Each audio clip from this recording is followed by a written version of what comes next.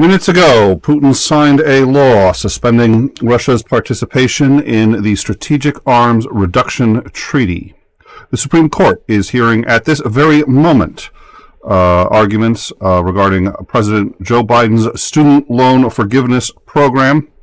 China, of all places, has set forth a peace proposal for Ukraine and Russia. And Marjorie Taylor Greene, whose own relationship with reality is so fantastical that I think we should petition to have her henceforth known as Magic the Gathering, has complained that a full 4/5 of the entire world's population has come into the U.S.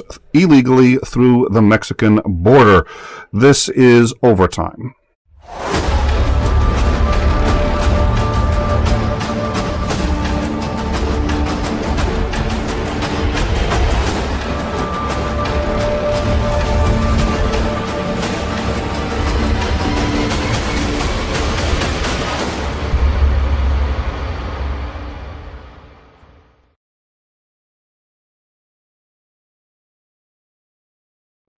Hello all, thank you for joining us. Apologies for the sound issues there. We're obviously still working on it. Hopefully this is better. Last week, Russia declared that they were suspending participation in the New START treaty. It was I think it was 2 years ago in February. At the very last minute, they signed it. It was essentially an extension of the original START program, but at this point, Russia has said that they are going to suspend it, or suspend their participation in it. Putin has explained that the U.S. And NATO have openly declared a desire for Russia's defeat in Ukraine, and that it doesn't make sense for them to allow enemies to inspect nuclear facilities, and that Ukrainian drone attacks inside Russia were done explicitly with the help of NATO allies. I want to quickly just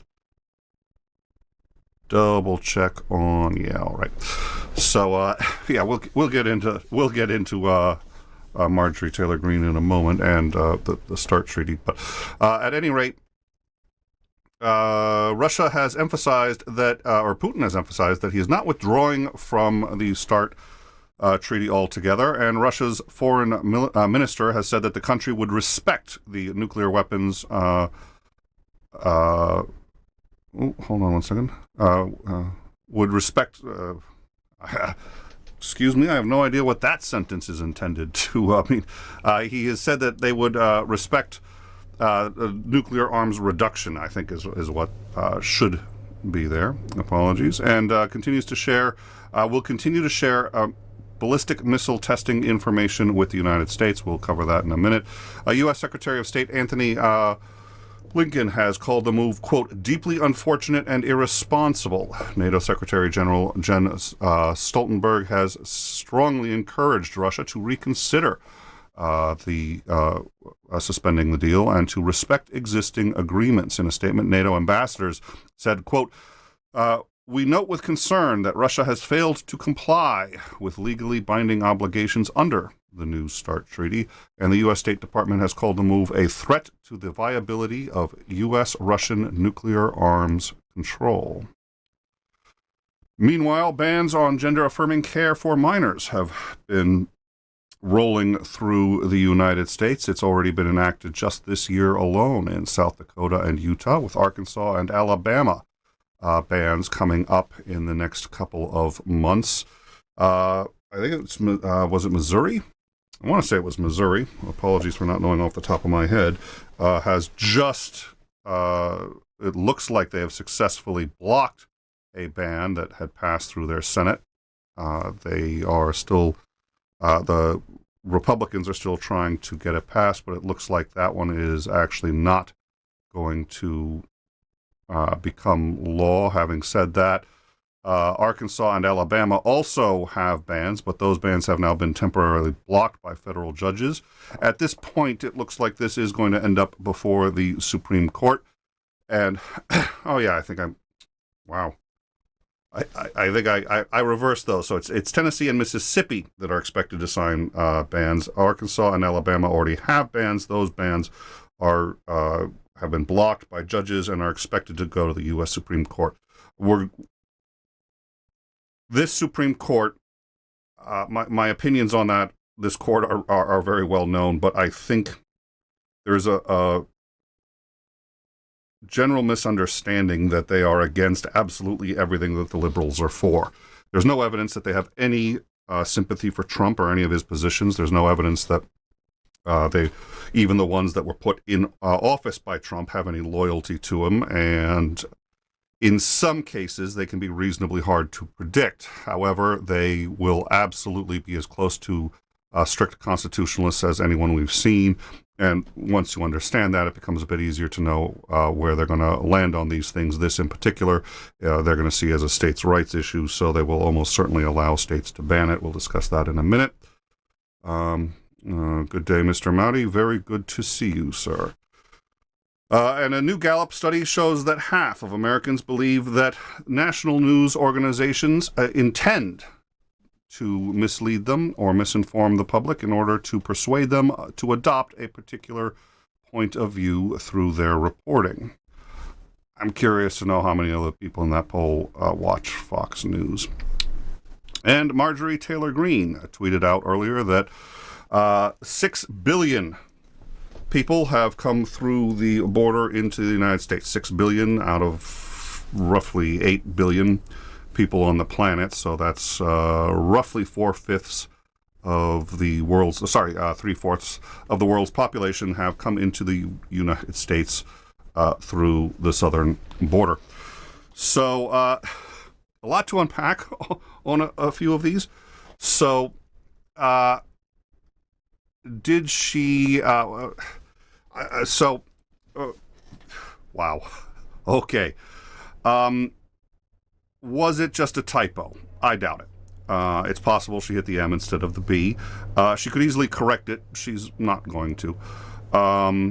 She may note that liberals are triggered by it, but she's not going to have any actual kind of correction, and she probably doesn't think one is necessary, and whether one is or isn't is up for debate on any number of issues, or based on any number of perspectives.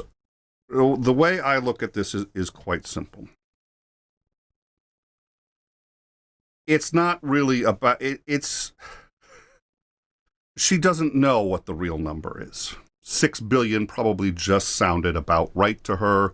She doesn't know, she doesn't care, and she knows nobody on her side is going to fact check her anyway and really cares what the number is. Okay, is that a problem?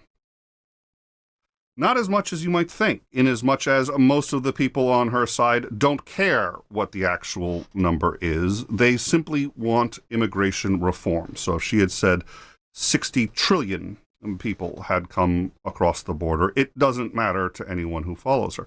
It matters to people who object to her policies, and it matters to people who think that the actual number is relevant. But if you just think that the border should be secure and you need to stop people from coming through illegally, it doesn't matter if the number is 6 or 6 trillion. So there's some argument to be made for why, okay, she did this 6 billion thing, and it's maybe not all that big a deal. The problem is, I'm of the school of thought that says you actually should know what the number is, because how big a priority something is isn't just based on the principles behind it, but how seriously and how often those principles are being violated. If 3 people are crossing the border each year illegally, then even if you think we should have perfect borders that nobody can cross, that's a lot less of a problem than, say, trying to fix the national debt. And if the cost of fixing how many people are crossing illegally ends up adding to the debt a significant amount, say perhaps enough that you could bankrupt the U.S., maybe 3 people crossing the border isn't a huge problem. So the numbers actually do matter. I'm aware that conservatives think that the number is way too high. I don't think anybody who argues we can drop the number to 0 is in touch with reality. And I think she argues you can, but I don't think she believes that either. So does it matter that she said 6 billion? No. What matters is I don't think she knows what the number is, and I don't think she cares, and I don't think you can govern effectively that way, regardless of whether you think the borders need to be secured better or not. if you don't understand the severity of the problem, you can't prioritize it. I think even most liberals would be fine with having a perfectly secure border, so long as we recognize people's rights to seek asylum in the U.S., so long as they were treated fairly and humanely. I don't think too many liberals would have a problem with that. The reason they don't really care about border issues is because when we secure the border, we end up being far more aggressive against people who try to immigrate to the U.S. than they think we should be, and having a more porous border than we might otherwise like helps solve that problem. It's not a great solution, but for somebody who prioritizes the humanitarian aspect over what conservatives would call national security, there's your answer. So, long story short, too late, I know, is this. I don't think she's an idiot because she got that number wrong. I don't think that typing in a B when she could have typed in an M, which still would have been the wrong number, by the way, and just so you know how much she's wrong by, the number that she typed was 526 times the actual number, 526-fold for the actual number. That's inflammatory. That's absolutely inflammatory, and that's why liberals object to it, not because they think she's stupid, which they may, but that's not why, and not for any other reason than she seems to have a callous disregard for facts and for what's actually happening, and this is just one further example of that. Now, I was speaking with Zandring earlier today, and he pointed out that he's not convinced that that's by accident, and I think he's got a good point. She may just be trolling, because when she's on much more casual interviews, she actually sounds rather sane, and her positions are exactly what you'd expect from a conservative and reasonably well reasoned out. It's only when there's a public audience that she starts to get cray-cray with the numbers, and that is a great way to court Trump's audience, because Trump had a knack for ticking off liberals. And if she just wants to grab attention and energize the base, which is a great way to get elected, but a terrible way to lead the country and to actually get legislation done and to make compromises. The passing policy initiatives, what you need in order to do that is to build coalitions, which is the antithesis of how you actually get elected. It's an interesting system, but at any rate, she doesn't care what the numbers are, and that's what you should be objecting to, and I don't know how you fix that, because she does care more about getting elected and being popular and having everybody like her that she wants in her base and being seen as the darling of the right wing than actually doing things to make things better, because if she cared about making things better, she'd correct that fucking number. She doesn't care. All right, moving forward. Let's see. The START treaty. That's an interesting one. That's concerning, obviously. How concerning, I will admit, is beyond my capacity to fully grasp. This is something we're going to be speaking with Commander McMillan about. We have been concerned, obviously, everybody, for quite some time about what happens if Russia decides to escalate this, especially to the point where they're talking about nuclear weapons. NATO is on one side of this, Russia is on the other side, but NATO, the U.S., have taken a great pains to try to avoid any direct NATO involvement. Having said that, we've been inching closer and closer to that line. Russia is going to inch closer and closer to the line of doing something, crossing a red line that NATO has said don't cross, which at this point includes the use of tactical nuclear weapons and or chemical weapons. So what does this mean? On paper, it doesn't look great. Putin took great pains to say that he was not withdrawing from the treaty and that they will be continuing any number of elements of that treaty, possibly even the inspections, but at a minimum notifying the U.S. before they do any testing themselves. Now, this is extraordinarily important because, and at one point there was they had done a nuclear test, and we covered this. Everybody got very, very upset, but they had notified the U.S. months in advance that they were going to do the test. And the reason you notify the U.S. is so that nobody thinks that you're just dropping nuclear weapons on populations just for the fun of it. If you're going to detonate a nuclear weapon, not a bad idea to let people around you know. So we had known ahead of time, and it was a scheduled test. It was not deliberately designed to provoke the U.S., and the best way to make sure that that mistake isn't made is to let the U.S. know ahead of time. Putin has indicated he intends to continue doing that, so that is a good sign. And it suggests to me, as a layman looking at this, that this is intended to signal extreme displeasure and intended to signal that he's going to be willing to do more, but that he's not stupid and that he does not want to completely withdraw from the treaty. But he is displeased, and it's a signal that he's probably going to be willing to do more, but he's going cautiously. That's how I view it. Commander McMillan, for those of you who have not watched this program before, is a former Navy commander. We have him on to discuss strategic things all the time. He helped plan the Iraq War for the Fifth Fleet out of CENTCOM. We will be speaking with him on Thursday and on Friday when we have on Operator Starsky. We're going to be discussing this, and we're going to be discussing one other thing, which I'm going to bring up now, which is the proposed peace treaty that China has proposed between Russia and the Ukraine. Ukraine. That's an interesting proposal. A lot of that proposal seems reasonable. Commander McMillan has gone through that proposal in the Ukraine channel of our Discord. Come down and check that out if you want to see the major points of that proposal and his view on those points. But we will also be discussing this with him probably on Thursday and certainly on Friday. I'm going to give a brief rundown of what some of his points were and some of my thoughts on it, although my thoughts compared to his probably not nearly as worthwhile, but this is worth noting. Now, Zelensky has said that he would be willing to meet with the president of China to discuss this. To the best of my understanding, no word from Putin yet. We're expecting this puts him in a bind because he can't really negotiate. It's Russia. It's supposed to be one of the best armies in the world. So he can take what he wants. That clearly is not happening, but he can't admit that because he doesn't want to be assassinated by the people in his own inner circles. So he's got a very big problem here. The points are interesting, and depending on the nuance between them, you can end up with difficulties on either side because there's some things here that don't actually work very well for Russia, depending on how they're interpreted. Point number one, respect the sovereignty of all countries. All right, great.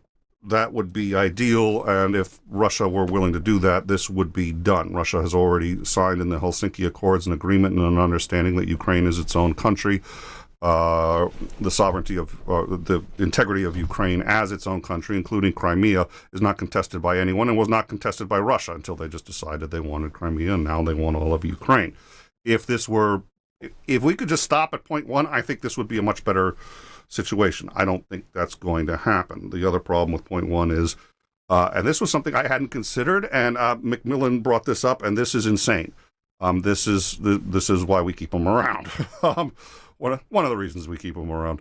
One of the things that he had said was the interesting thing about this is that China could actually use this themselves. It's a self-serving point, and the reason is because they can also use this to claim, well, this is why we're justified in the ethnic cleansing of Tibet. Is because of the sovereignty of China. So that's an interesting side note. At any rate, two, abandoning Cold War mentality.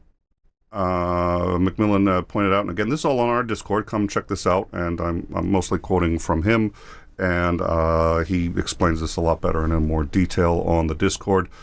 But essentially, in his view, he thinks that this is an attempt to get countries to start considering to abandon collective security agreements, most of which are made with the U.S. Ceasing hostilities makes sense and sounds reasonable. One problem is one of the proposals that they had set for ceasing hostilities was to create a demilitarized zone. We've put that up on an overlay here. You can see the Russian Federation on the right, the demilitarized zone in red, and Ukraine in purple.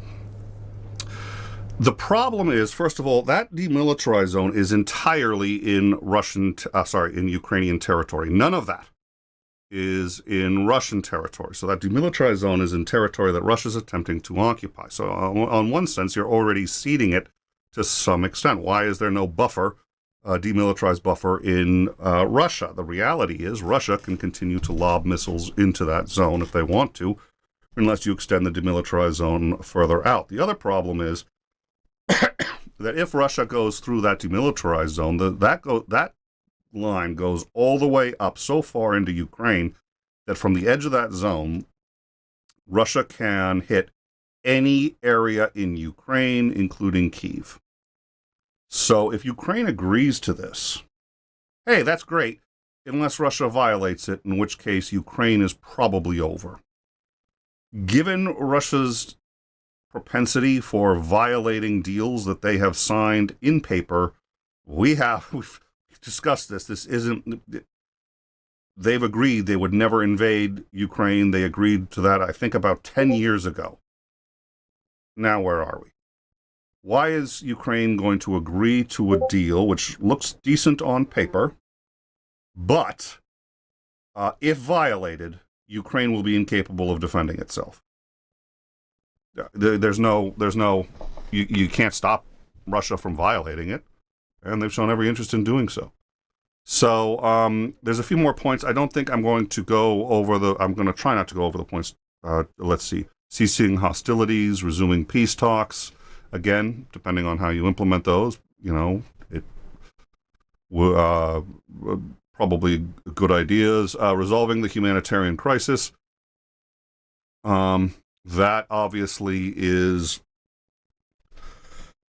should be paramount, resolving the humanitarian crisis. Part of that humanitarian crisis is the biggest part of that I can see, if we're wrong, would love to be corrected, is not only war crimes committed by Russians, including the slaughtering of families, rape, murder, torture, cutting off civilians' heads and putting them on pikes, things like that. We've got the pictures. Those are also on the Discord if you are interested.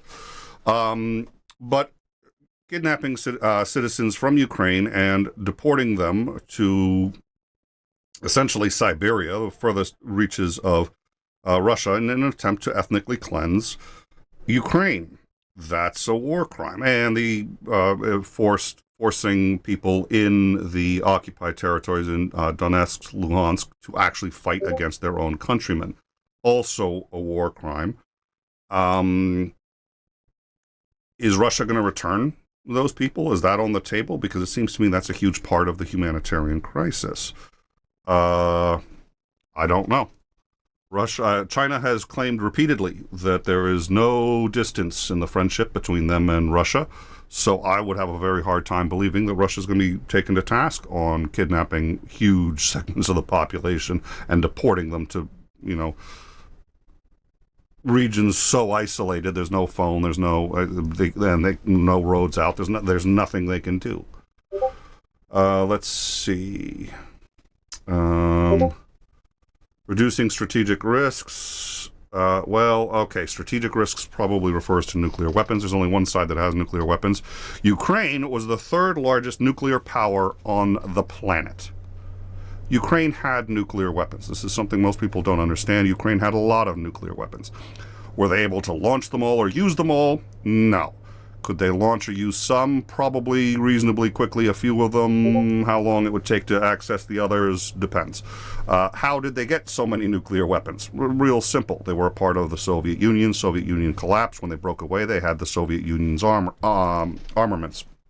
So anything that was in a missile silo would probably take a long time to figure out how to launch and hack into and do without the codes or whatever you want to. I have no idea. I have no idea, but my understanding is over enough time they could probably figure out how to launch them.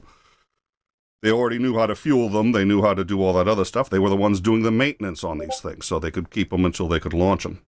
They also had briefcase nukes and similar smaller devices, which they probably could have deployed if they wanted to. At any rate, they had the third largest nuclear arsenal on the planet when they became a country.